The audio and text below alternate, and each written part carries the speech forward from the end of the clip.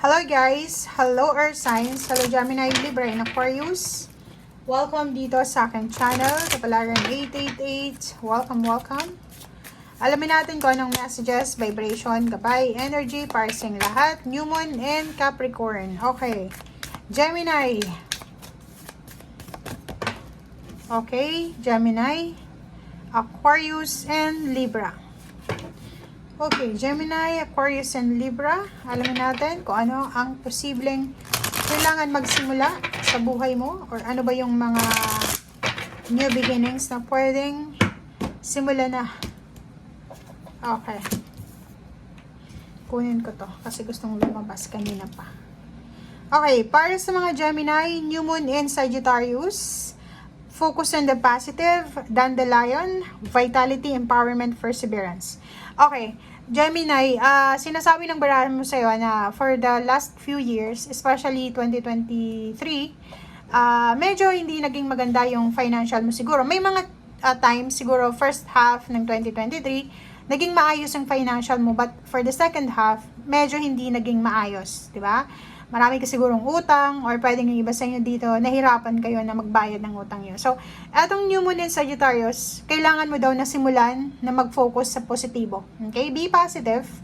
And vitality, empowerment, perseverance. Sinasabi ng barahan na mas maging masipag ka pa, mas maging positibo ka pa, maging determinado ka pa sa kung ano yung goals mo. Kasi yung empowerment na yan, mabilis mo yan na makukuha as long as na positibo yung mindset mo, masipag ka, and alam mo kung ano yung strength mo, alam mo kung ano yung weakness mo.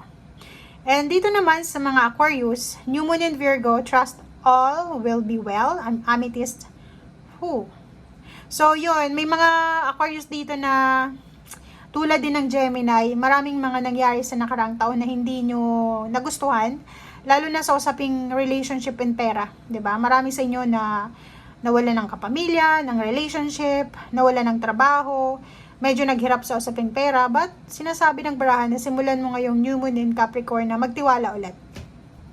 Okay? Trust the universe, trust yourself, and sinasabi ng barahan, may mga kailangan tayong baguhin, siguro, mga behavioral patterns natin. Lalo na yung mga sobrang negative mag-isip, may mga negative self-imposed restrictions kayo na ginagawa.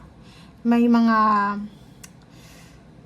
nililimit kayo sa sarili nyo. Sinasabi ng brasser dito na pakawalan mo yung sarili mo. Kasi parang may nakakaramdam dito ng restrictions, pero wala namang nagre-restrict sa'yo. Ikaw lang. Diba? Like, nakikita mo yung mga taong masaya, nagsiself-pity ka. Pwede ka man makijoin sa kanila. Pero nagsiself-pity ka, instead na makijoin ka, tatago ka na lang sa comfort zone mo. So, dito sinasabi ng baraha, may mga kailangan tayong baguhin. Baguhin natin yung mga nakaugalian natin na hindi na productive. So, kailangan mo siguro ng realization. Analyze mo sa buhay mo ngayon. Kung nanonood kayo, analyze mo, Aquarius, ano ba yung mga ginagawa ko na hindi naman nakatulong sa akin? Yung pagiging mahiyain ko ba nakatulong para makahanap ako ng magandang trabaho? Yung pagiging negative ko ba, nagiging masaya ako? Ano ba yung kailangan kong baguhin? Ano ba yung pwede kong simulan? Ano ba yun? Parang ganun. So, yun yung kailangan mong simulan sa ngayon. And dito naman sa Libra, first quarter moon in Pisces, honor your feelings. Makaka-resonate dito yung Aquarius. Kasi minsan, may mga Libra na malungkot sila, pero pinipilit nilang maging masaya. Which is magkaiba dito sa Aquarius. Kasi yung Aquarius, pag malungkot sila, malungkot talaga sila. Hindi nila kayang maging masaya. Pero dito sa Libra, kahit malungkot sila, nakikijoin sila sa mga celebration. Hindi mo makikita kung malungkot sila. 'Di ba?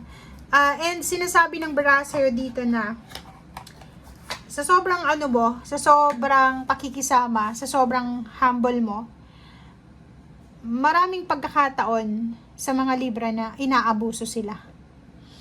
lalo na yung Libra na mayroong mga water sign energy sa kanilang chart. Masyado kayong mabait, masyado kayong magaling makisama, masyado kayong yung parang people pleaser na individual. So, simulan mo daw this January, yung New Moon in Capricorn na sarili mo naman yung patahimikin mo. Sarili mo naman yung bigyan mo ng chance na makapag-isip. Sarili mo naman yung bigyan mo ng chance na makapag-enjoy. Honor your feelings. If paramdam mo hindi ka masaya sa energy ng ibang tao, umalis ka. If ever pakiramdam mo ang taong ito ay every time nakikita mo siya, nakakaramdam ka ng stress. Wala naman siyang ginagawa pero na-stress ka, kailangan mong umalis sa energy na yon, 'di ba? So, abandon the situation. Umalis ka, hanapin mo yung lugar na kung saan ka tahimik, 'di ba? And may mga Libra dito na kahit sobrang pagod na sila, inaako pa rin nila yung responsibility. Like sa trabaho, may mga Libra na kahit hindi na nila trabaho, ginagawa nila. Kasi gusto nilang tulungan si ganito ganyan, gusto nilang makisama, ganyan ganyan. Pero ang tawag dito, ang hindi nila maintindihan na yung energy ng pagpapahinga nila na dapat para sa sarili nila ay ini-exert nila doon sa energy ng ibang tao. So, masyado kang nakafocus sa ibang tao. Hindi mo nakikita na pagod ka pala. Diba? So, dito sinasabi ng baraha, kung malungkot ka, malungkot ka. Kung masaya ka, masaya. Kung nasasaktan ka, sabihin mo. Okay? Huwag mong kimkimin. Huwag mong asikilin ang iyong emosyon kasi ikaw din ang mahihirapan. Okay? Ikaw yung mahi-stress, ikaw yung madidepress, ikaw yung magkakaroon ng problema. Hindi ka makakatulog. So, kailangan mong baguhin yan, Libra. Okay, so tingnan natin dito sa barahan to. Air signs, Gemini, Libra, and Aquarius. Page of Pentacles, and then Five of Swords. Sinasabi ng barahan mo dito na may iba sa inyo dito na huwag nyo isusuko yung kung ano man ang problema nyo sa financial. Okay? If ever man may mga pinagdadaanan kayo sa financial, wag na wag niyong isusuko yung pangarap niyo sa financial. Kasi, may Page of Pentacles dito, parang may prediction na maganda yung takbo ng financial mo sa mga susunod na araw. So, sayang yung opportunities na to. Kung ngayon pa lang, susuko ka na. So, if ever man may mga kailangan kayo ngayon na resources, protection, guidance, ang una nyo sigurong gawin is yung prayer. Mag-pray kayo kasi yun lang ang pinaka the best sa buhay natin. Kasi kahit sinong tao hindi makakatulong sa atin kung ito talaga ang will ng God. Ito talaga yung destiny sa atin. So prayer. Five of Swords, kailangan mong iwasan yung mga tao na pwedeng i-push ka para maging tamad, para maging negative. Iwasan mo yung connection na hindi makakatulong sa'yo para sa future mo. Okay? Thank you guys. Bye!